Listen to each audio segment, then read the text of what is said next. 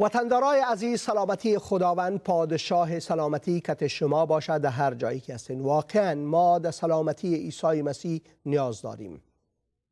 از هر موقع و از هر وقت و زمان دیگه بسیار هم زیادتر ما به محبت، به فیض و ما به وفاداری و سلامتی عیسی مسیح نیاز داریم. او وفادار است.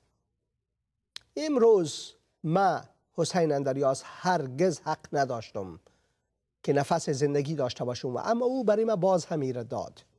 مشکلات زندگی است، بله. تکالیف هست، بله. امراض هست، بله. بسیار خونجگری ها و غم و اندوه هست، بله. و اما باز هم خدا را شکر که او باز هم مرا نفس زندگی داد تا که باز بتانم کلام مقدس شبر شما وطندارای عزیز من از این طریق برسانم. دنیای ما پر از جنجال است. دنیای ما پر از خونجگری است. دنیای ما پر از انتقام و نفرت و کینه و بغض و هر چیزی که شما فکر میکنین هست.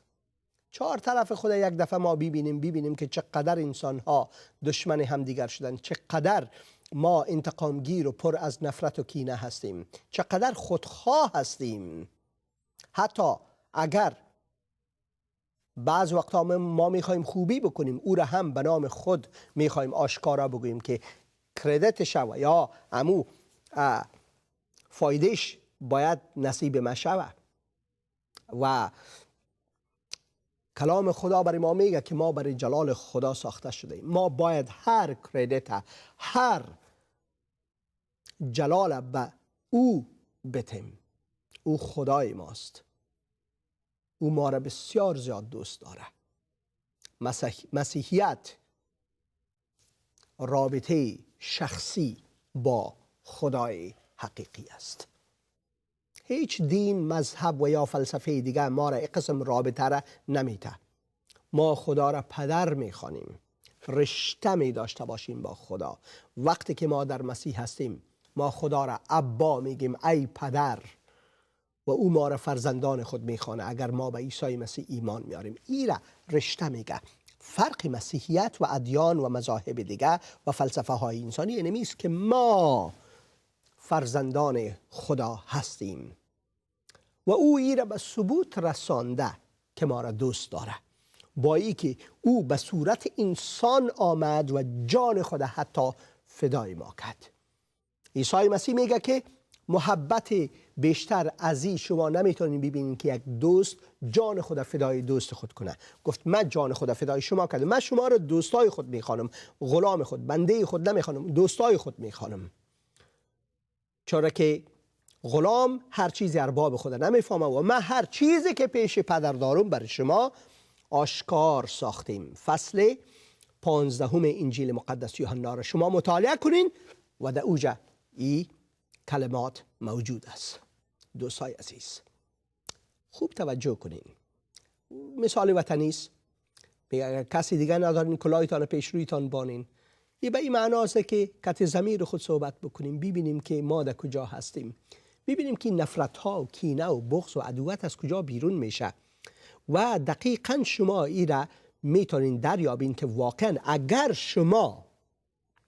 شما با قلب بازی را فکر کنین، نه ای که یک طرفه، یک جانبه دمو کلتور، کلچر، مذهب و دین و فلسفه که ما کلان شدیم، نه او، بلکه ما با پیشانی باز، با قلب باز اگر ما این چیزها رو ببینیم، ما میبینیم که واقعا یعنی مذاهب و ادیان و فلسفه های دنیاست که ما را در این جنجال ها انداخته. خدا میخواد ما را از این چیزها نجات بده.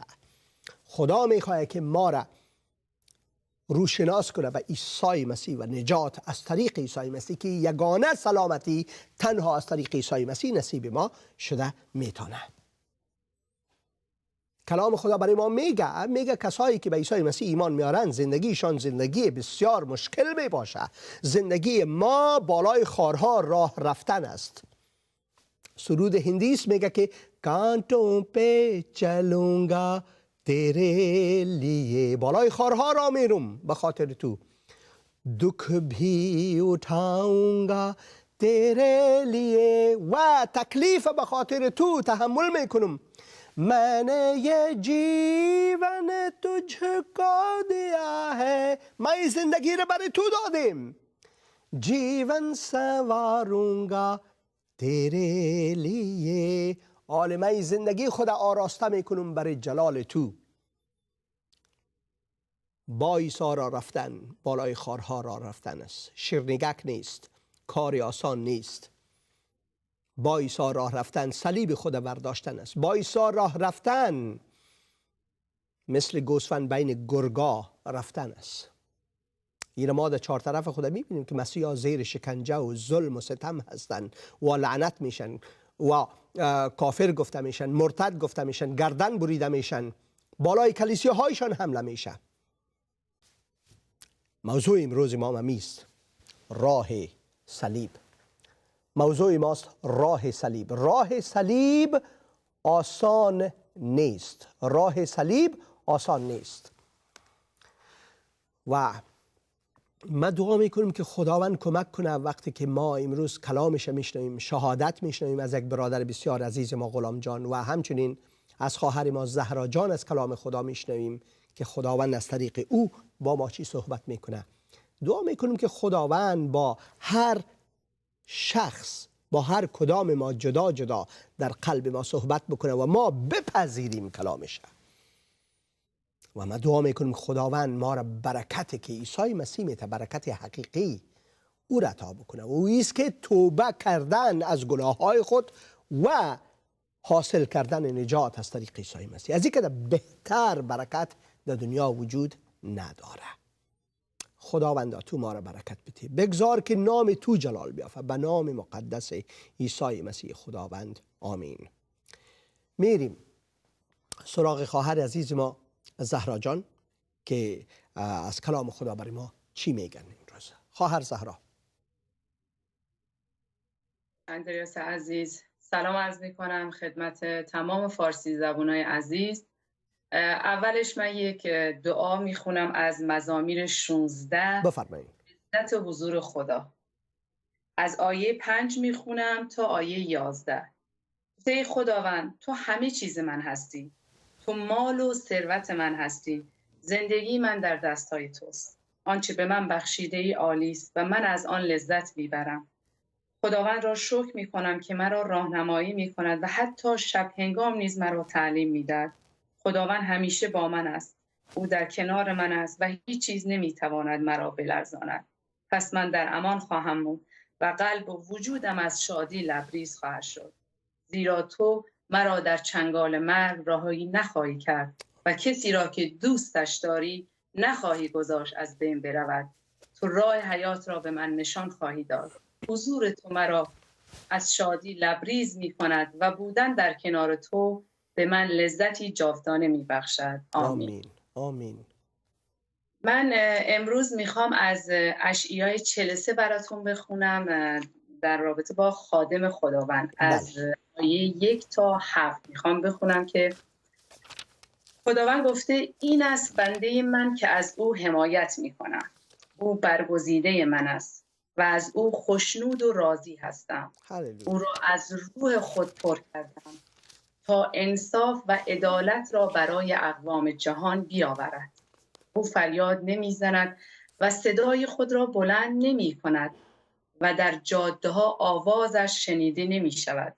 نی خم شده را نمی شکند و شعله ضعیف را خاموش نمی سازد. او عدالت دائمی را برقرار می کند.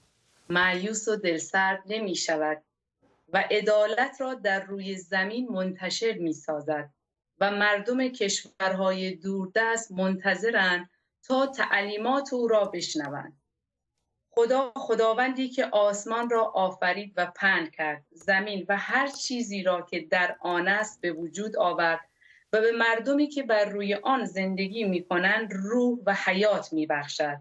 به بنده خود چنین می‌فرماید: من که خداوند هستم تو را به عدالت خواندم و به تو قدرت دادم تا عدالت را روی زمین برقرار سازی و به وسیله تو با تمام اقوام جهان پیمان می‌بندم و تو را نور و پیشوای مردم دنیا می‌سازم. تو چشمان کورها را باز می‌کنی، محبوسین را از زندان‌های تنگ و تاریک نجات می‌دهی. آمین. و در مورد همین میخوام از اشعیای 62 آیه 1 میخونم تا فکر کنم تا آیه 3. مژده نجات. روح خدا بر من است، او مرا مسح کرده و فرستاد تا به مظلومان مژده بدهم، دل شکستگان را شفا بخشم، اسیران و زندانیان را آزاد سازم. آمین. مرا مأمور ساخت که به قوم سوگوار او تسلی بدهم و اعلام کنم که روز انتقام خدا فرا رسیده تا دشمنانشان را به مجازات برساند. من این آیه رو خوندم فقط به خاطر اینکه ببینید خداوند در عهد عتیق یعنی در تورات از آمدن خداوند عیسی مسیح خبر داده و گفته که روزی میاد و ایشون عدالت رو برقرار میکنه. خداوند عیسی مسیح و ماها که جزو فرزندان خداوند هستیم باید به عنوان انتخاب شدیم که بیایم کلام خداوند رو بشارت بدیم، اما اول خودمون باید تغییر بکنیم خودمون. چون خداوند خدای تبدیله. کشیش اندریاس عزیز، من خودم رو مثال میزنم. من زندگی قبلی من در تاریکی بود، در زندگی من پر از نفرت و خشونت بود.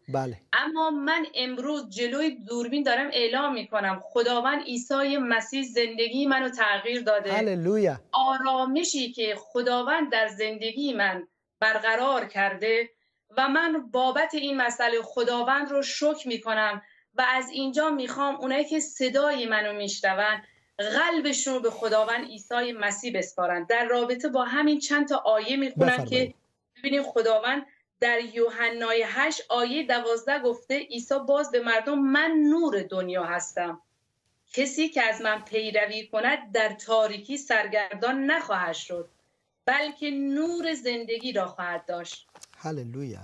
یوحنای 3 آیه 16 تا 17 گفته زیرا خدا به دنیا آنقدر محبت داشت که پسر یگانه خود را داد تا هر که به او ایمان بیاورد هلاک نگردد بلکه صاحب زندگی ابدی شود. زیرا خدا سپر خود را به دنیا نفرست که از دنیا بازخواست کند بلکه تا آن را نجات بخشد. ببینید ما تو این آیه داریم میخونیم که واقعا خداوند چقدر ما انسانها رو دوست داره. با اینکه ما گناهکار بودیم یگانه فرزند خودش رو فرستاد به خاطر ماها.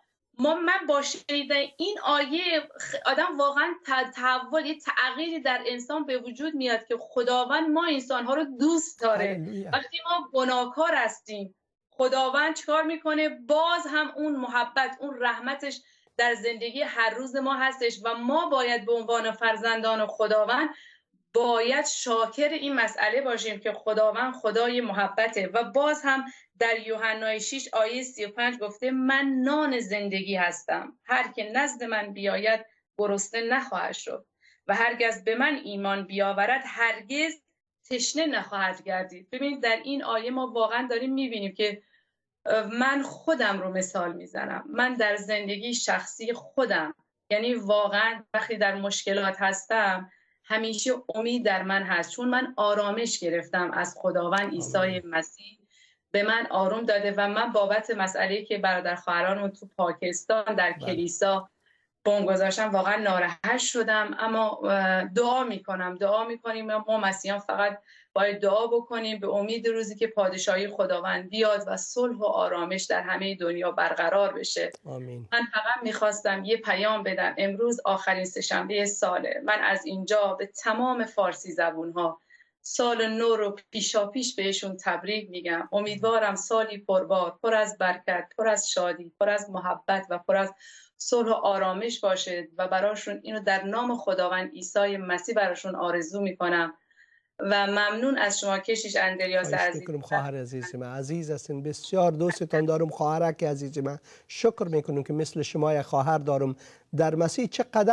چقدر جای خوبصورتی است که در مسیح ما فرزندان خدا از هر کشور، از هر مملکت، از هر لسان و زبان هستیم. در اینجا توی داخل از این استودیو ما از هر قوم و ملت هستیم و اما مثل برادر و خواهر، چون مسیح ما را یک پیوند میته که کاملا عجیب است. همون قسمی که نام عیسی مسیح است، او مشیر عجیب است، او مشیر عجیب است و هر چیزی او عجیب است و ما را حیران میسازه. بعضی وقتا ما نمیتونیم که را درک بکنیم، اما با شکنجه ها و مشکلات بعضی وقتا خواهر عزیز ما را به خاطر مسیحی بودن ما مردم زخم زبان میته و ما را بد میگن، کافر میگن، مرتد میگن و اما ما شکر میگیم خدا را، چون او ما را آزاد ساخته و ما بر از او دعا میکنیم. ما لعنت نمیفرستیم بلکه ما دعا میکنیم.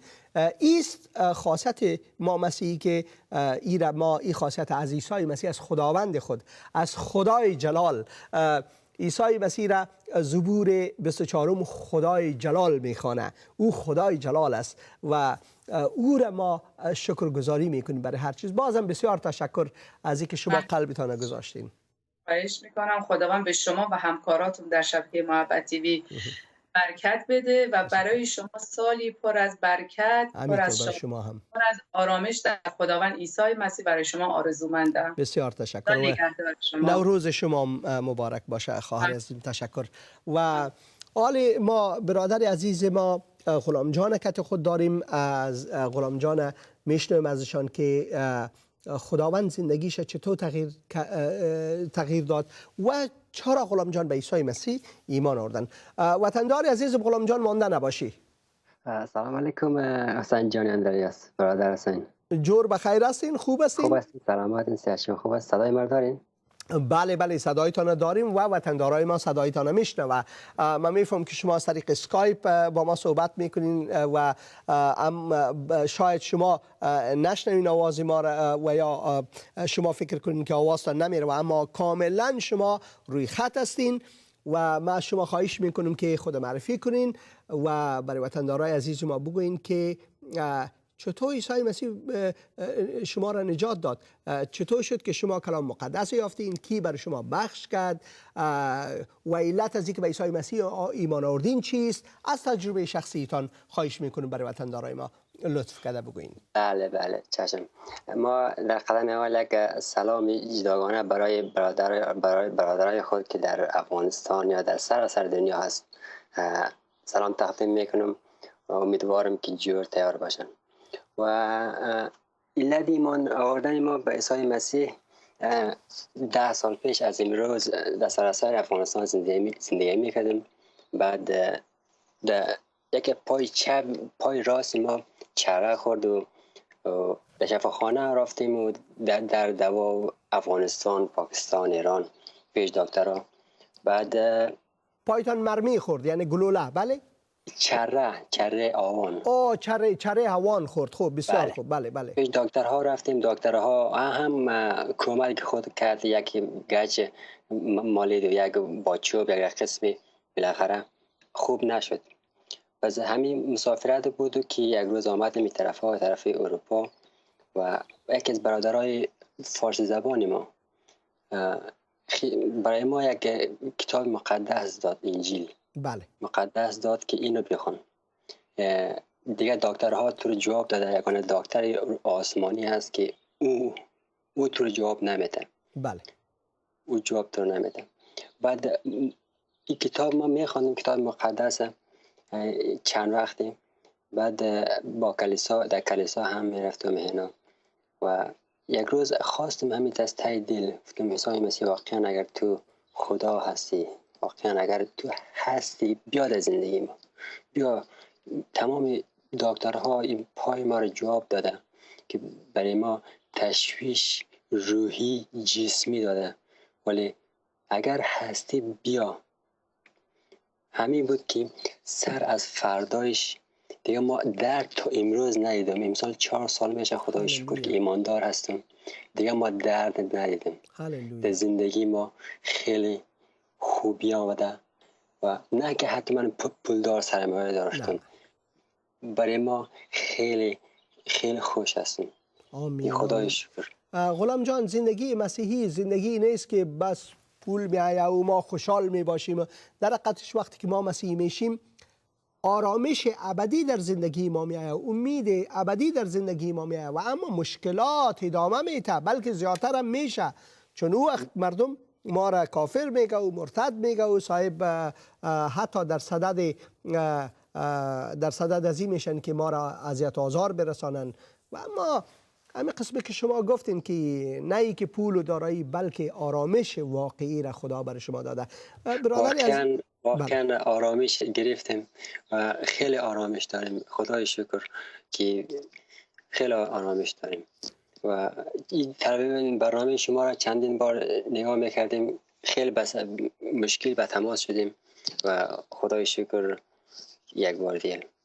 بازم بسیار تشکر برادر عزیزم، شهادتتان بسیار ساده و اما بسیار عمیق و بسیار پر از قدرت بود و ما 100% میفهم خداوند بسیار یار برکت میته از طریق شهادتتان. این شهادت ما یک از 10% بسیار یک اندکش از خدمت شما عرض کردم و خیلی خیلی خیلی چیز زندگی ما آماده عیسی مسیح نجات داده، ولی چون برنامه شما وقتش کم است و ما دقیقا 1-2 روز میشه که یک کم سرما، آب و هوا چه قسم هست، سرما خوردیم اتفاقا. یعنی مالی هم یک قسم صدای لرزه داره اگر بشنویم شما. حتما دعا میکنیم که خداوند شفا بده شما را. برادر عزیز من غلام جان دعا میکنم. خداوند عزیز من دعا میکنم برای برادر عزیزم غلام جان که توی برادر عزیز من را شفا بده او خداوند، و همچنین در روح خود در کلام خدای خداوند توی برادر مرا رشد بده ای خداوند. همچنین برای مسائل مهاجرتش دعا میکنم خدایا تو ای برادر عزیز مرا عزت عطا کو در حضور قضات و در حضور امرای مملکت در جایی که هستن. خدایا توی کمک کوی برادر عزیز ما را. دعا میکنیم برای دیگر وطندارای عزیز ما به همین ترتیب که اگر مریض هستند شفا بده او خداوند عزیز، به نام مقدس عیسی مسیح آمین. برادر غلام بسیار بسیار تشکر بازم از اینکه شهادت دادین. خداوند شما را برکت بده. زنده باشین، سلامت باشین. برادر حسین در آخر میخواستم یک دعای برای کشور ما کنید که مردم های کشور ما از رنج و درد و این غمی که امروز میبینی، برادرای ما غم دارن، رنج دارن، درد دارن، دلش درد دارن. میخوایم برای زنان دعا کنید که سلامتی. بفرمایید. میخوایم شما دعا کنید. خداوند عزیز همچنین باز هم دعا میکنیم برای وطن عزیز ما افغانستان. خدایا واقعا مثل که برادر غلام گفت که بسیاری از وطندارای ما در غم هستند، در مشکلات هستند، جنگ های سالها عزیزای خود از دست دادن، مردم امروز هم در بند اسارت هستند. خدایا دعا میکنیم که تو شفا بده این کشور عزیز ما را، شفا بده مردم ما را، خود شفای عیسی مسیح را بده که او به تو ایمان بیارن، به نام مقدس عیسی مسیح خداوند آمین. غلام جان بازم بسیار تشکر برادر، تشکر از اینکه شما قلبتان گذاشتین. بازم خدا را شکر میکنیم. وطندارای عزیز ما، ای بود برادر عزیز ما غلام جان که ما صدایشان شنیدیم و کلام خدا را بسیار با قدرت از خواهر زهرا هم شنیدیم. و اما امروز میایم سر یک موضوع بسیار بسیار مهم و در زندگی مسیحی خود. در ابتدای از این برنامه گفتیم که زندگی مسیحی زندگی آسان نیست، زندگی بسیار هم در حقیقتش مشکل است. و اما در تمامی از این مشکلات، در تمامی از این اما قسمی که کلمات نو رایج شده، چالش هایی که ما در دنیا میبینیم، عیسی مسیح واقعا ما را باز هم تسلی کامل است. او یگانه تسلی کامل است در هر حالتش. و اما زندگی مسیحی زندگی آسان نیست. زندگی مسیح در حقیقتش مشکل ترین زندگی تمامی انسان هاست. بله، چون ما حقیقت شناختیم، دنیا تاریک است، تاریکی برخلاف حقیقت است، برخلاف نور است. ما را کلام خدا فرزندان نور میخوانه. نور روشنایی میده، تاریکی روشنایی را خوش نداره. تاریکی روشنایی را خوش نداره. یعنی میره ما بسیار واضح در انجیل مقدس یوحنا میخوانیم، در فصل اول نوشته است که نور در تاریکی میدرخشد. آیت 5 فصل اول یوحنا، تا نور در تاریکی میدرخشد و تاریکی هرگز بر آن پیروز نشده. با وجود علت از اینکه مخالف ما است که چون پیروزی را نداره برخلاف روشنایی. از این خاطر چون ما را فرزندان نور میخوانه کلام خدا، از این خاطر تاریکی برخلاف ما میجنگه، تاریکی از ما نفرت میکنه. پس ما مسیحیا که در راه صلیب هستیم، راه ما راه صلیب است، راه ما راه خارهاست، راه ما راه مشکلات است و ما باید متوجه از این باشیم. موضوع ما از همین خاطر امروز راه صلیب و ما آیت های از کلام مقدس خدا میخوانیم و ما دعا میکنیم که خداوند فرزندای خود کمک کنه. این برنامه مخصوص مسیحی است و اما کسانی که غیر مسیحی هستند ما دعا میکنیم که برکت بگیرن، بفهمن که راه مسیح چه قسم یک راه هست. سلامتی است، بله سلامتی ابدی، و اما در دنیا ما مشکلات میبینیم. عیسی مسیح خداوند ما مشکلات دید، ما از او که زیادتر نیستیم. کلام خدا برای ما در رساله اول قرنتیان فصل اول آیت 18 بسیار واضح میکنه و میگه پیام صلیب. پیام چی؟ پیام صلیب یعنی کلام مقدس خدا. این کلام وقتی که ما به دست میگیریم، ما مخالفین می داشته باشیم، ما کسایی می داشته باشیم که کت ما حتما مخالفت میکنه و راه صلیب، پیام صلیب آسان نیست. پیام صلیب برای آنانی که برای آنانی که در راه هلاکت هستند، یعنی کسایی که مخالف راه صلیب است، کسایی که مخالف مسیحیت هستند و پیام ما را چی میخوانن؟ پوچ میخوانن و بی‌معنی میخوانن. پوچ و بی‌معنی. ولی برای ما، برای کسانی که در راه نجات هستیم، امی پیام صلیب قدرت خداست. این قدرت خداست.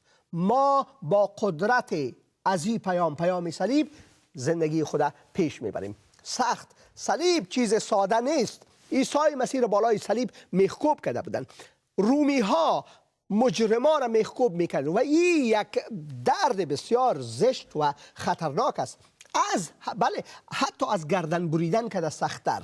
بله چون گردن بریدن فوراً گردن میبری و خلاص، هم دردش یک چند ثانیه و یا یک دقیقه میباشه. اما صلیب ساعتها بر روی صلیب میباشی، در او گرمی، در او افته و در او مشکلات میباشی. این شکنجه بود که واره میدادن. عیسی مسیح که کاملا بیگناه بود، او این شکنجه را دید و عیسی مسیح برای پیروای خود عین پیام داره که راه ما راه آسان نیست. بله عاقبتی که من برای شما میتم، آینده‌ای که برای شما میتم، او بسیار شادمان است، بسیار خوب است و اما تا زمانی که شما در این دنیا هستین راه ما راه آسان نیست. از همین خاطر ما در متی فصل 16 آیت 24 میخوانیم در مورد چی؟ در مورد راه صلیب. سپس عیسی و شاگردان خود فرمود اگر کسی بخواهد، متوجه باشین، پیرو من باشد، یعنی از پشت عیسی راه رفتن.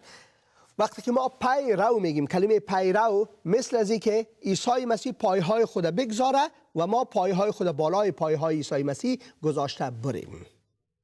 این را پیرو میگه. چیزی که مسیح میکنه او را ما میکنیم. این را پیرو میگه. اگر کسی بخواهد پیرو من باشد، باید چی؟ در قدم اول دست از جان خود بشوید. در قدم دوم صلیب خود را بردارد و به دنبال من بیاید، که امو پیرو بودن می باشه. خب ما این موضوع را امروز سرش صحبت میکنیم که کسی که پیرو عیسی مسیح است، کسی که راه صلیب انتخاب میکنه، کسی که به عیسی مسیح ایمان میاره، زندگیشان چطور هست. ما میخوانیم پیرو بودن یعنی چی؟ کلام خدا برای ما در مزامیر فصل 23 آیت 4 و 5 بسیار واضح میکنه که ما مسیحا در کجا قرار داریم. کلام خدا برای ما میگه در آیت 4 میگه حتی هنگام عبور از دره تاریک مرگ از بدی نمیترسم. دره تاریک مرگ یعنی چی؟ برای مسیحی ها اینمی دنیا دره تاریک مرگ است.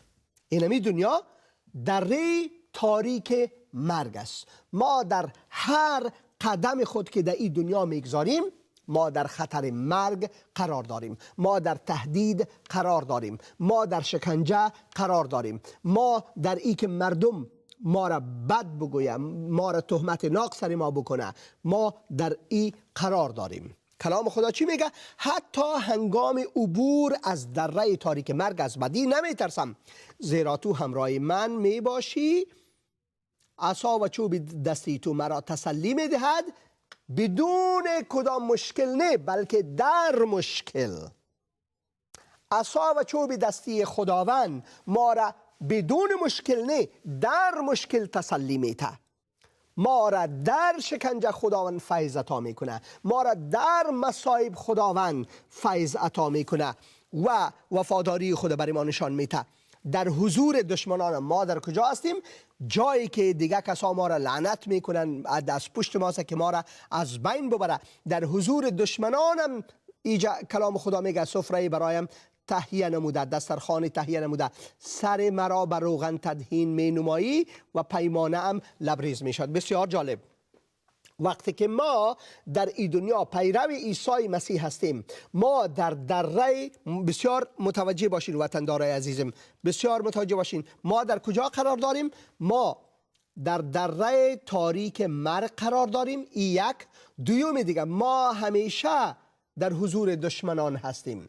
ما همیشه در حضور دشمنان هستیم. شیطان همیشه میخواد ما را از بین ببره، شیطان همیشه مخالفت ما را میکنه. دوم دیگه سر مرا بر روغن تدهین می نمایی و پیمانم لبریز می کنی. وقتی کلمه سر مرا بر روغن تدهین می کنی بسیار آسان است به زبان گفتن، و اما وقتی گوسفند برای قربانگاه می بردن سرش تدهین می کرد با روغن.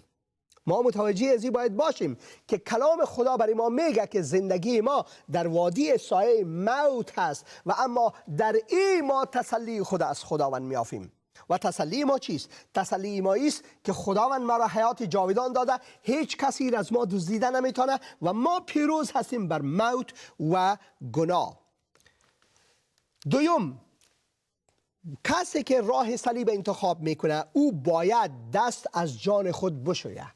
در کلام خدا این را ما میخونیم. دست از جان خود شستن یعنی چی؟ کلام خدا باز در مزامیر 24 آیت 22 میگه یقینا به خاطر تو همواره، یقینا به خاطر تو همواره با مرگ روبرو بوده و مثل گوسفندانی هستیم که منتظر کشته شدن باشن. مزامیر 44 آیت 22. باز این را ما براتون میخوانم. دست از جان خود شستن یعنی چی؟ یقینا به خاطر تو، به خاطر خداوند، به خاطر عیسی مسیح همواره با مرگ روبرو بوده و مثل گوسفندانی هستیم که منتظر کشته شدن باشند. این را پیش از پیش کلام خدا نبوت کرده در مورد از اینکه چی مشکلات، چی مسائل در زندگی ما خواهد آمد، چی مشکلات در زندگی ما خواهد آمد. و بعداً دست از جان خود شستن ما میخوانیم. پس چی کسی میتواند، کلام خدا میگه ما را، پس چی کسی میتواند ما را از محبت مسیح جدا سازد؟ در این چیزا ما چی چیزا داریم در دنیا؟ مصیبت، پریشانی، زجر، گرسنگی، تهیدستی، خطر و یا شمشیر است که ما را از مسیح جدا سازد. چنانه که نوشته شده است به خاطر تو. باز این را اقتباس گرفته از زبور 44 آیت 22. چی میگه؟ در تمام روز در خطر مرگ هستیم و با ما مانند گوسفندانی که به کشتارگاه میروند رفتار میشود. این نبوت شده برای مسیحیا، برای کسانی که رها میشن از گناه، از قید و بند گناه، کسانی را که عیسی مسیح نجات میده، کسانی که پیروان عیسی مسیح میشه. اما قسمی که در مورد عیسی مسیح، در مورد نجات از طریق عیسی مسیح در عهد عتیق نبوت شده، در مورد پیروایش هم به همون ترتیب نبوت شده. ما زیر شکنجه میریم، ما مثل گوسفندا نشته است و با ما مانند چی؟ مانند گوسفندانی که به کشتارگاه، به کجا؟ به کشتارگاه، نه به شیرینیک خوردن، بلکه به کشتارگاه میروند. این قسم که ما رفتار میشه، با ما اتو رفتار میکنن. راه صلیب راه آسان نیست. راه صلیب در این دنیا وقتی که ما هستیم، راه چیست؟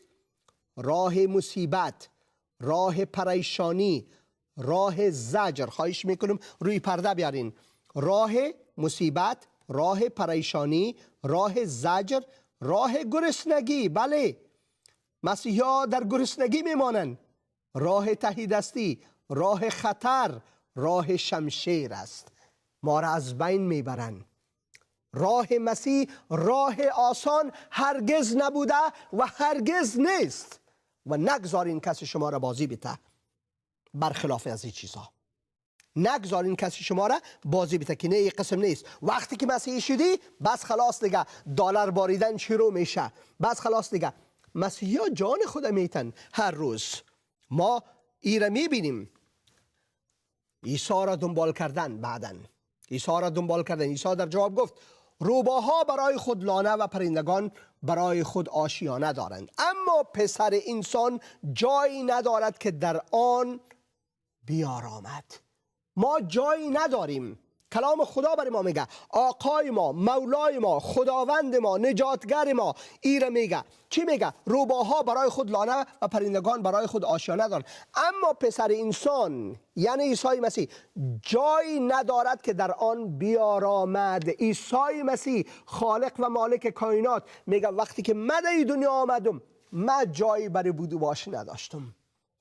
حتی روباها و پرندگان برای خود جای داشتن و اما من نداشتم. راه صلیب راه آسان نیست. راه صلیب راه عیسی مسیح است و قسمی که عیسی مسیح هست همه قسم باید ما باشیم. یک تلفن میگیریم و بعد از او ادامه میدیم.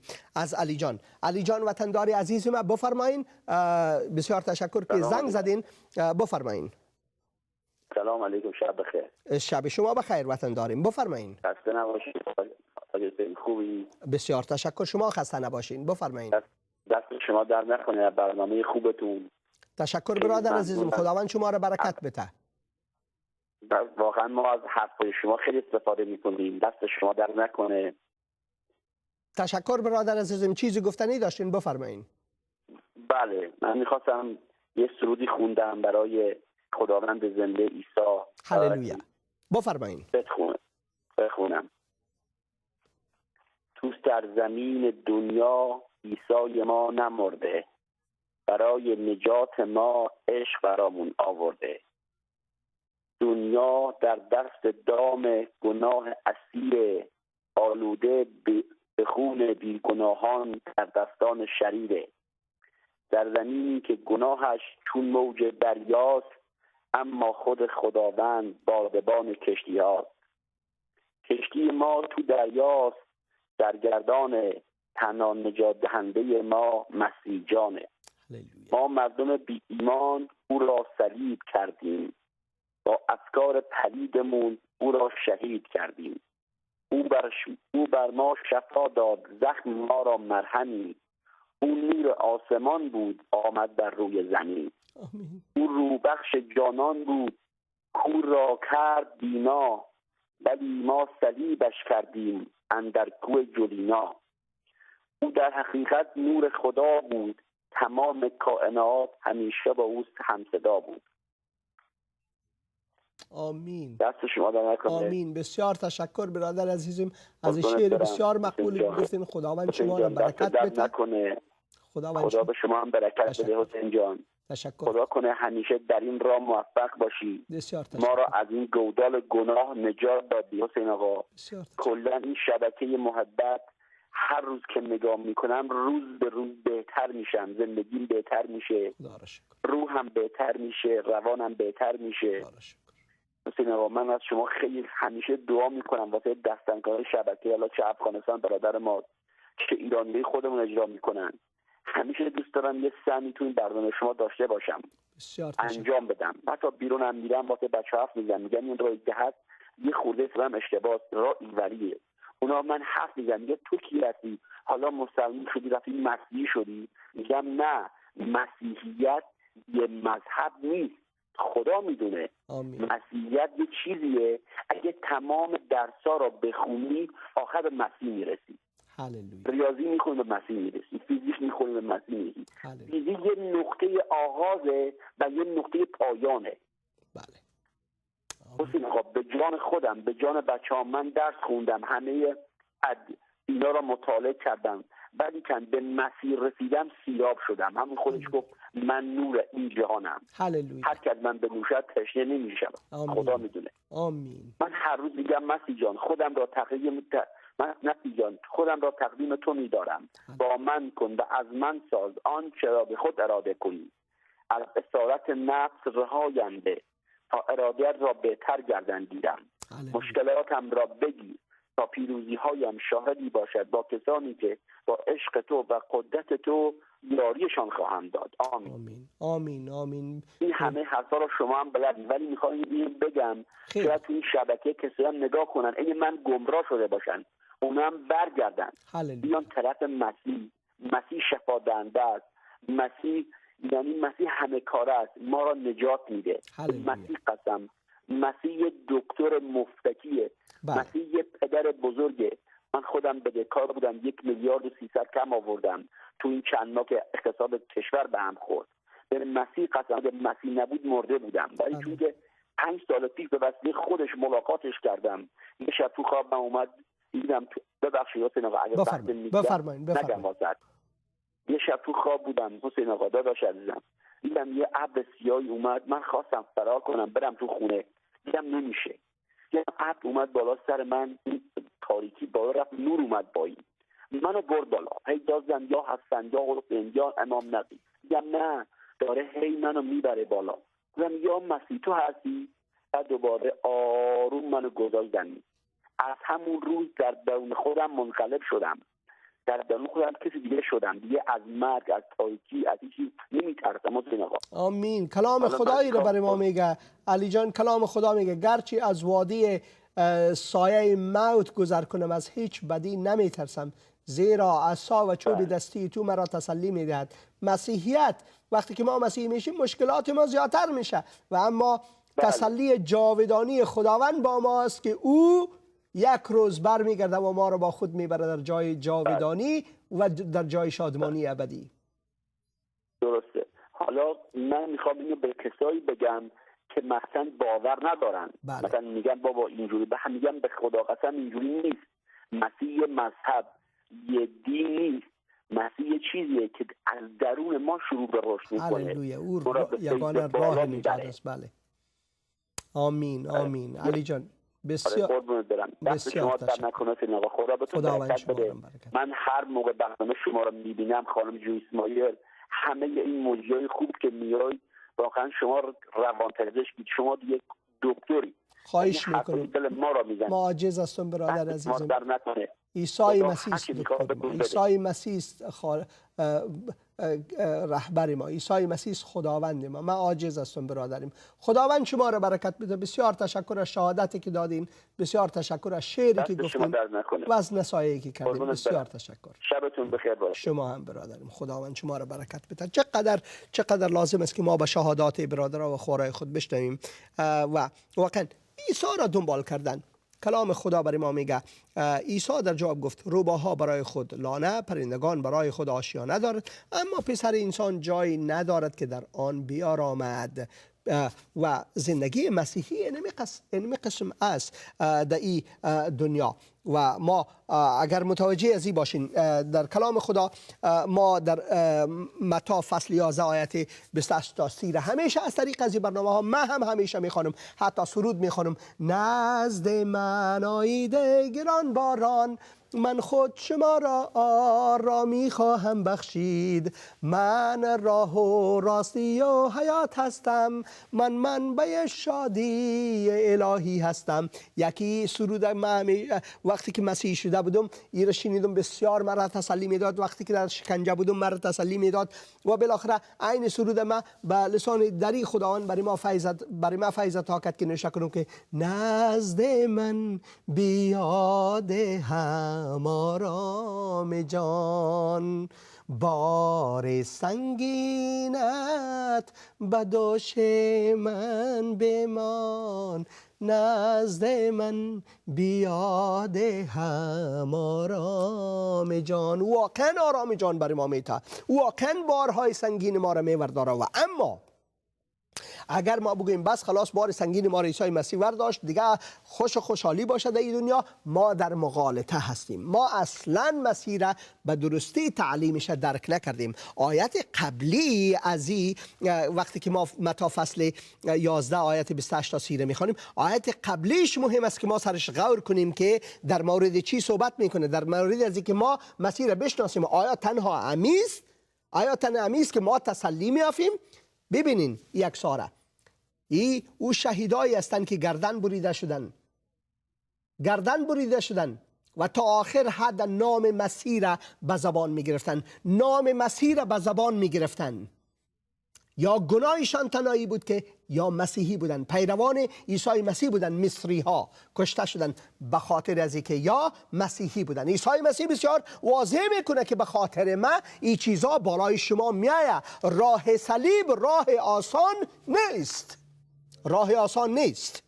اگر شما فکر میکنید که راه صلیب راه آسان است، مسیحی شدن یک مذهب و دین دیگه است، شما را آرامش میته و بس خلاص، مثل که برادر غلام گفت که مثل از این است که بس خلاص دلار بباره و دیگه نه. راه مسیح و قسم نیست. راه مسیح حتی مرگ هست، چون از وادی دره مرگ بگذرم. ما میبینیم، ما زبور 44 آیت 22 را آوردیم به خاطر از اینکه ما این آیت خواندیم که به خاطر تو ای خداوند اوجا ما میخوانیم که همه روز با ما مثل گوسفندای رفتار میشه که در کشتارگاه برده میشه. ما میبینیم که در پاکستان برادرها و خوارای ما کشته شدن. خواهش میکنیم اگر فرزندای ریزه دارین این چیزا را نبینه، خواهش میکنیم از شما. ما میبینیم که قتل از وا صورت گرفت. ما میبینیم که مسیحی ها همیشه در شکنجه هستند و این صحنه است که سال گذشته در پشاور صورت گرفت که در اوجا 80 مسیحی دیگر بالای کلیسایشان حمله کرد در روز یکشنبه، روز عبادتشان. و یکشنبه گذشته در لاهور به همین ترتیب در روز عبادتشان حمله کردن بالایشان، خاص به خاطر از اینکه و مسیحی هستند. راه صلیب راه آسان نیست. عیسی را دنبال کردن. عیسی مسیح بر ما چی میگه؟ پدر همه چیز را به من سپرده است. آیت قبلی که ما باید بخوانیم از متی فصل 11، ما آیت 28 تا 30 را میخوانیم. بعض وقتا ما آیت قبلی را کاملا نادیده میگیریم، در حالی که ما باید متن تکمیلش بخوانیم. کلام خدا برای ما میگه پدر همه چیز را به من سپرده است و هیچ کس جز پدر پسر را نمیشناسد و هیچ کس پدر را نمیشناسد به جز پسر و کسانی که پسر بخواهد پدر را به ایشان بشناساند. مسیحیت خدا را در حقیقتش از طریق عیسی مسیح شناختن است. دیگر هیچ راه وجود نداره و راه مسیح، راه عیسی مسیح در این دنیا راه صلیب است. دیگر هیچ راه وجود نداره. دیگر هیچ راه وجود نداره. در اعمال رسولان ما از کلمات خداوند ما عیسی مسیح در مورد از این میخوانیم. عیسی مسیح را کسی که دنبال میکنه این نیست دنبال کردن عیسی مسیح. ما نوشته میکنیم وقتی روح القدس بر شما نازل شود، وقتی که روح القدس بر شما نازل شود، بسیار میبخشین اینجا، وقتی روح القدس بر شما نازل شود قدرت خواهی گرفت در اورشلیم، تمام یهودیه، سامره و تا دور افتاده ترین نقاط دنیا چی؟ شاهدان من خواهی شد. کلمه شاهدان به این معنا ای که شما شهادت میتین، یعنی شهید میشین، یعنی کشته میشین. شهادت به این معنا نیست که تنها یک چیز را میبینین و برای مردم میگین که اینی کار شد. نه، مثل که اگر یک مجرم در عدالت بیاره و قاضی ازش سوال بکنه و کسایی که مخالف است اوج ششته امکان داره که به جان از او 100% خطر شوند و اما او باز هم حاضر میشه که این شهادت بر حق بده. این را شاهد میگه. حتی به جان ما اگر ای شوه که ما را بکشن، از بین ببرن، باز هم ما این کار نمی کنیم. ما شاهدان عیسی مسیح می باشیم. امی کلمه را اگر ما در لسان یونانی می خوانیم، ما ایجا در فارسی را آوردیم، در دری ایجا آوردیم کای اسستمو مارتورس. یعنی چی؟ کلمه مارتور در ایجا آمده. کلمه مارتور ما ایجا خط انداختیم. مارتور به معنای شهادت دادن، به معنای کشته شدن، به معنای شهید شدن. شهید شدن. کلمه شهید از شهادت گرفته شده، از شاهد گرفته شده. کسانی که پیروی مسیح هستند، کسانی که قدرت روح خدا بر و آمده و قدرت یافتن و در اورشلیم تمام یهودیه سامره و تا دور افتاده ترین نقاط دنیا حتی امکان داره شهید شوند، شهادت بتن و گواهی بتن که وا مسیح است. راه صلیب راه شهادت است. عیسی مسیح این را برای ما درس میده. عیسی را دنبال کردن آسان نیست، چون عیسی مسیح برای ما بسیار واضح میگه خوشا به حال کسانی که در راه عدالت چی؟ جفا میبینن. جفا میبینن، زیرا پادشاهی آسمانی از ایشان است. متوجه باشی در دنیا ما جفا میبینیم و اما متوجه باشید که پادشاهی آسمانی یعنی ابدیت از آن کسانی است که در این دنیا جفا میبینن. در این دنیا جفا میبینن. راه صلیب همین قسم است. از همین خاطر آیت 11 برای ما چی میگه؟ خوشحال باشید اگر به خاطر من شما را چی؟ خوار میسازند، جفا میرسانند و به ناحق هر گونه تهمت به شما میزنند. خداوند ما عیسی مسیح واضح پیش از پیش برکتی که ما در این دنیا میگیریم به حیث مسیح این را برای ما میده که در این دنیا ما چی؟ ما خوار میشیم، جفا میبینیم و به ناحق هر گونه تهمت به ما زده میشه.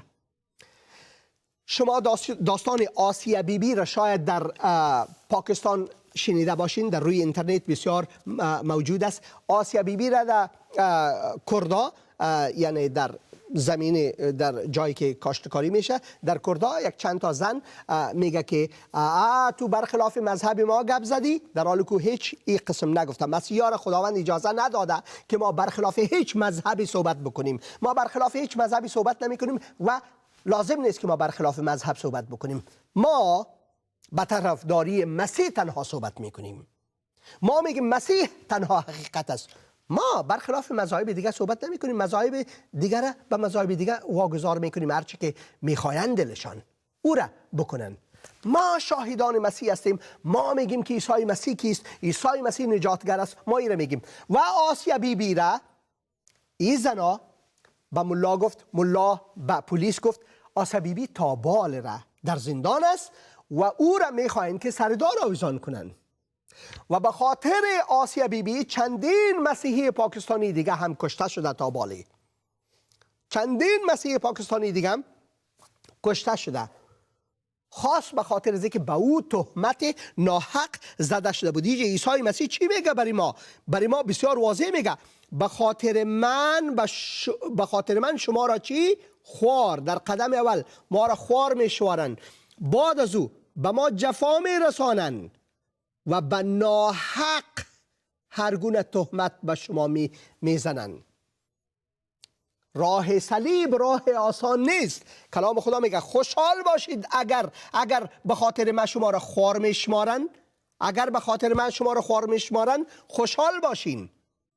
و اگر به خاطر من به شما جفا میرسانند خوشحال باشین و اگر به خاطر من به شما به ناحق هر گونه تهمت به شما میزنند خوشحال باشین. خوشحال باشید و بسیار خوشی کنید. شادمان باشید یعنی برقصین، یعنی در دل خود، در وجود خود رقصان باشین. خدا را جلال بیته. خدایا جلال میتم تو را. شکر میگم که به خاطر تو من زندانی هستم. شکر میکنم که به خاطر دزدی کردن، به خاطر کسی را بد گفتن، به خاطر تهمت کردن به کسی دیگه، تهمت ناحق کردن به کسی دیگه، به خاطر دزدی، به خاطر انتقام، به خاطر نفرت، به خاطر کثافات دیگه در دنیا ما زجر شکنجه نمیبینم، بلکه به خاطر حق ما این شکنجه رو میبینم، بلکه به خاطر مسیح ما این شکنجه رو میبینم. ما خوشحال میباشیم از همین خاطر، چون پدر آسمانی ما برای ما ایره میگه، خداوند ما برای ما ایره میگه خوشحال باشید و بسیار شادی کنید، زیرا اجر